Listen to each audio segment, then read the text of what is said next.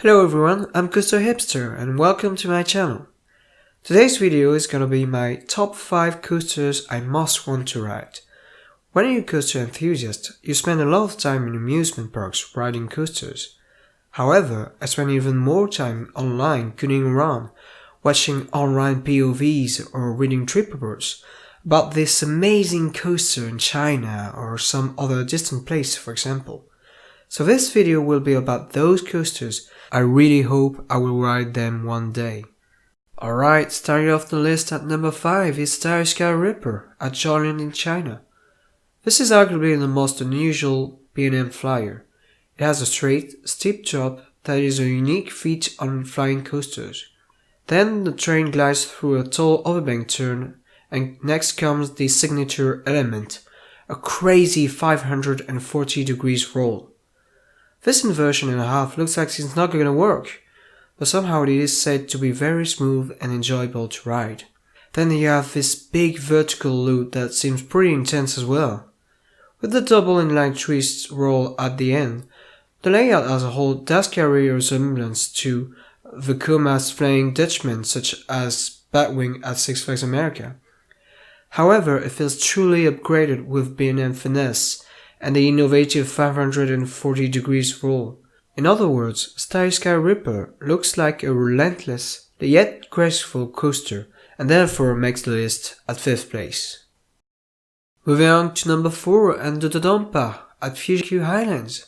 2 words can describe this ride. The launch! Whereas it isn't the tallest or fastest launch coaster, the Dodonpa has the most powerful acceleration of all. 180 km per hour in less than 2 seconds. In comparison, King Dakar reaches its top speed of 206 km in 3.5 seconds, which is already very intense. I can only imagine how breathtaking that launch is.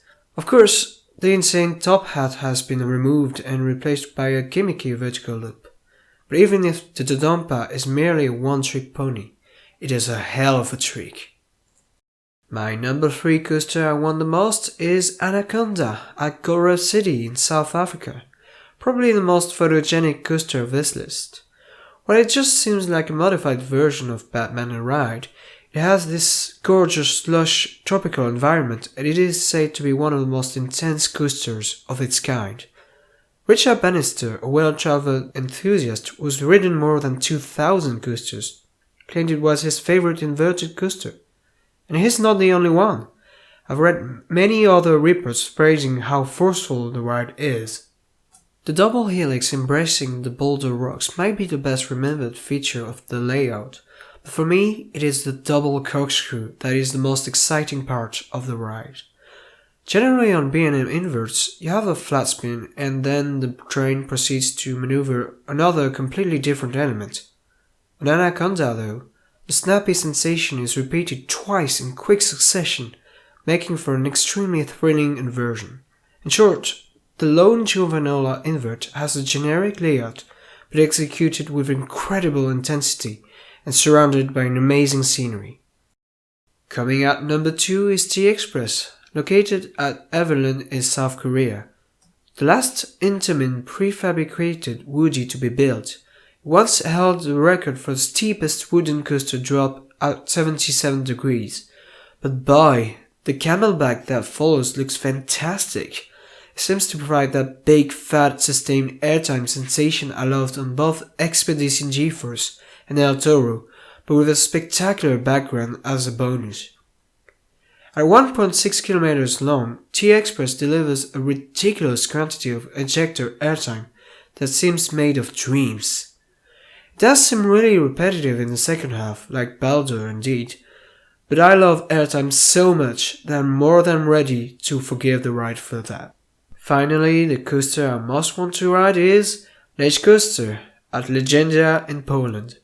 I have to confess this is a bold choice for number 1. This coaster isn't open yet, and it is a Vekoma in Poland.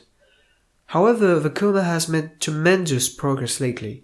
Not only Lech Coaster looks very smooth, it does seem to carry amazing forces along with thrilling and varied elements. In other words, it has an action-packed layout with no dead spots whatsoever. And did I mention the drop? Beyond vertical and twisted, it is mental and even more wicked than on Expedition G-Force. I really wonder how it's gonna ride at the rear seat, and I'm really looking forward to experiencing this coaster. So that concludes my first top 5 video. I hope you liked it. Of course, this is purely personal and debatable opinion, and I invite you to share your own most wanted coasters in the comments. I know there's some huge coasters left out in my list. Before I sign off, I would like to thank fellow coaster fans Flex and Mathis for their very generous picture contribution. Thank you again, guys. That's it for today, and I'll see you around in the next video.